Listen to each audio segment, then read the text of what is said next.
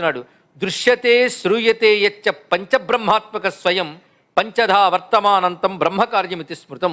దృశ్యతే శ్రూయతే యచ్చ, వినబడుతున్నా కనబడుతున్నా ప్రపంచమంతా కూడా పంచబ్రహ్మాత్మకం.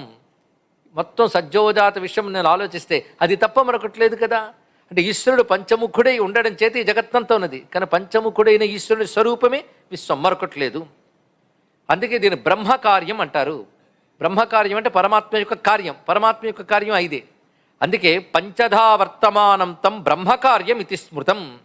పంచబ్రహ్మాత్మకం సర్వం స్వాత్మని ప్రవిలాప్య. ఈ మొత్తం చెప్పబడుతున్న పంచభూతాలు ఇవన్నీ ఎక్కడున్నాయి? శరీరంలోనే కదా, అందరూ ఒప్పుకుంటున్నాం. కానీ శరీరంలో 5 25 దేన్ని బేస్ చేసుకుంది? దాన్ని అధిష్టానం అంటారండి. ఇక్కడ అధిష్టానం. దాని యందు ఉన్న వాటిని అధ్యస్థం అంటారు. ఇవి వేదాంతిక టర్మ్. ఒకటి అధ్యస్థం, అధిష్టానం. ఈ పంచ అంతా అధ్యస్థం. పంచ ఎవరిని బేస్ చేసుకుందో వాడు అధిష్టానం. కానీ అధిష్టానం ఇప్పుడు ఎవరు? ఈశ్వరుడు. అధిష్టాన దృష్టి ఉంటూ అధ్యస్థ దృష్టి విడిచిపెట్టేయాలి మనం. ఆయన బేస్ చేసుకున్నది ఏది ఉందో దాన్ని విడిచిపెట్టి దేని యందు ఉందో దాన్ని పట్టుకోవాలి. తెలుగులోనే చెప్పాను కదా, కనబడుతున్న 5 ఎవరిని బేస్ చేసుకున్నాయి వాడిని పట్టుకో. బేస్ అధిష్టానం. కానీ ఈశ్వరుడు అధిష్టానం. కానీ ప్రవిలాపనం అంటే అర్థం ఇంతవరకు విడివిడిగా చూస్తున్నావు కదా, ఈ విడి దృష్టి పోయి ఏకదృష్టి వచ్చేటప్పటికి ఇంతవరకు విడిభావం ఎక్కడ లయమైపోయింది? ఏకమనందు లయమైపోయింది కదా. అందుకే పంచబ్రహ్మాత్మకం సర్వం స్వాత్మని ప్రవిలాప్య.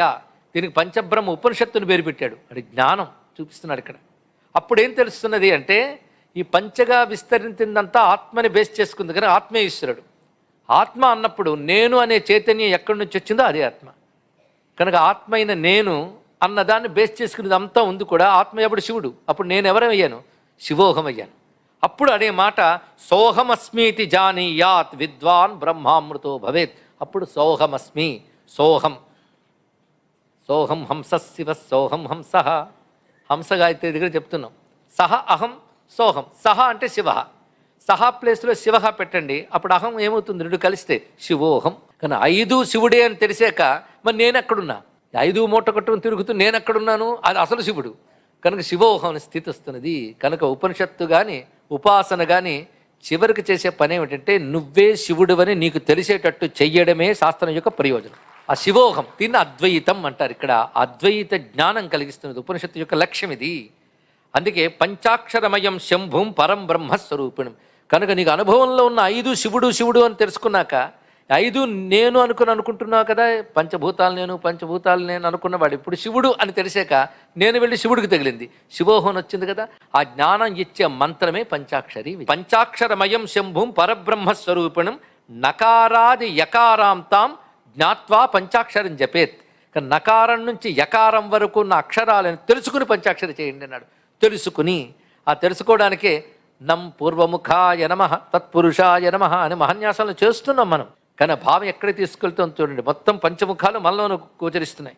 అది సర్వం పంచాత్మకం విద్యాత్ పంచబ్రహ్మాత్మతత్వత. అంతా పంచబ్రహ్మస్వరూపమే. అది తెలుసుకున్నటికి ఉపకరించే విద్య పేరు పంచాక్షరి విద్య. ఇది తెలుసుకో అని ఋషులకు చెప్పినవాడు శివుడే. ఈ జ్ఞానం అంతా శివుడే చెప్తున్నాడు. అంటే ఋషులకి అంతవరకు జ్ఞానం లేదా అంటే జ్ఞానం కోసం తీవ్రమైన సాధన జరిగింది, విచారణ జరిగింది. ఈశ్వరుడు వచ్చి జ్ఞానం ఇచ్చాడు. ఇక్కడ జ్ఞానం పేరు అనుభవం. విషయాన్ని అర్థం చేసుకునే జ్ఞానం మేధావులు ఋషులకు ఎలాగో ఉన్నది. కానీ అర్థం చేసుకునే జ్ఞానాన్ని టీచ్ చేయలేదు శివుడు. శివుడు ఇచ్చింది లెర్నింగ్ అండ్ టీచింగ్ కాదు, ఎక్స్పీరియన్స్, అనుభవాన్ని ఇచ్చాడండి. ఆ అనుభవం ఋషులకు ఇచ్చాడు. అంటే మీరు సాధన చెయ్యాలి, తెలుసుకోవాలి, గురువులను ఆశ్రయించాలి. కానీ అనుభవం మాత్రం ఈశ్వరుడే ఇస్తాడు. అందుకే ఈశ్వరుడే ప్రత్యక్షమే ఋషులకు చెప్పాడు. ఇది చెప్తూ ఆ ఋషులు అనుకుంటున్నారు. ఒక్కటి అర్థమైందా మాకు? విశ్వంలో ఒక్కడు తెలిస్తే అన్నీ తెలిసినట్లే. ఎలాగో అంటే 10 కుండలు ఉన్నా ఒక్కొక్క కుండ గురించి జ్ఞానం అక్కర్లే. ఈ కుండలను ఒక మట్టితో తయారయ్యని తెలిస్తే అన్ని కుండలు అర్థమైపోయినట్లే.